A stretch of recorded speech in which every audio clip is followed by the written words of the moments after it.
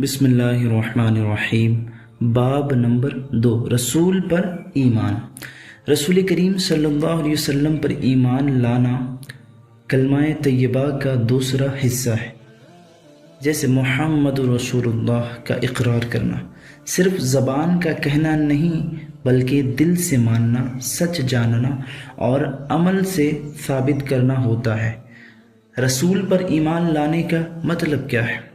رسول پر ایمان کا مطلب ہے کہ ہم یہ یقین رکھیں کہ حضرت محمد مصطفیٰ صلی اللہ علیہ وسلم اللہ کے سچے رسول ہیں، جو کچھ اللہ نے انہیں دیا وہ حق ہے، اور آپ صلی اللہ علیہ وسلم جو فرماتے ہیں وہ سچ اور دین ہے۔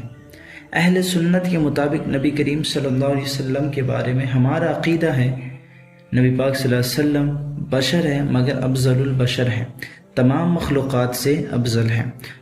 آپ صلی اللہ علیہ وسلم اللہ کے آخری نبی ہیں، آپ کے بعد کوئی نبی نہیں آ سکتا۔ آپ صلی اللہ علیہ وسلم علم غیب رکھتے ہیں جو اللہ نے عطا فرمایا۔ آپ صلی اللہ علیہ وسلم کی شان ہر انسان سے بلند ہے، آپ کی توہین کفر ہے۔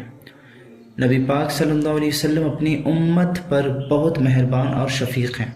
آپ صلی اللہ علیہ وسلم زندہ ہیں، اپنی قبر مبارک میں حیات حقیقی رکھتے ہیں۔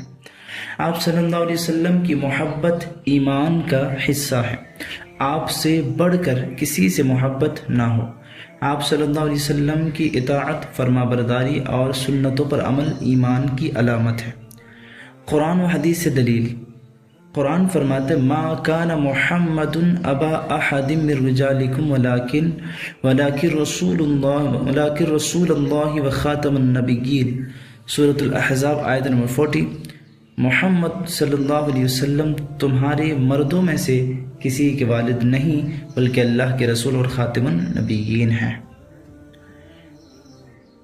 اور حدیث میں فرمایا گیا تم میں سے کوئی مومن نہیں ہو سکتا جب تک میں اسے اس کے والد، بیٹے اور سب لوگوں سے زیادہ محبوب نہ ہو جاؤں۔ بخاری و مسلم۔ کیا کرنا چاہیے؟ عملی رہنمائی۔ نبی پاک صلی اللہ علیہ وسلم کا نام آئے تو دل سے درود پڑھیں، نبی کریم صلی اللہ علیہ وسلم کی سنتوں پر عمل کریں، جیسے کھانے کا طریقہ، گفتگو کا انداز، سیرت رسول صلی اللہ علیہ وسلم کا مطالعہ کریں تاکہ محبت اور عقیدت بڑھے۔ جھوٹے نبیوں، گستاخوں اور گمراہ عقائد سے بچے۔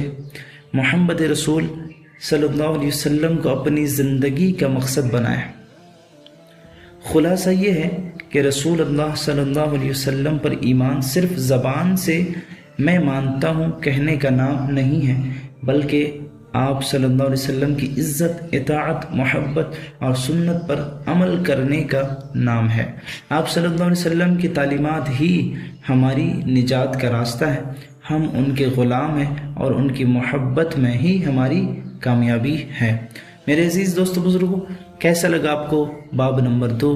اگر آپ کو اچھا لگا ہے تو آپ اس ویڈیو کو اوروں تک بھی پہنچائیں، اور ملتے ہیں اگلے ویڈیو میں۔ تب تک کے لیے اپنا بہت زیادہ خیال رکھیں۔ جزاکم اللہ خیر۔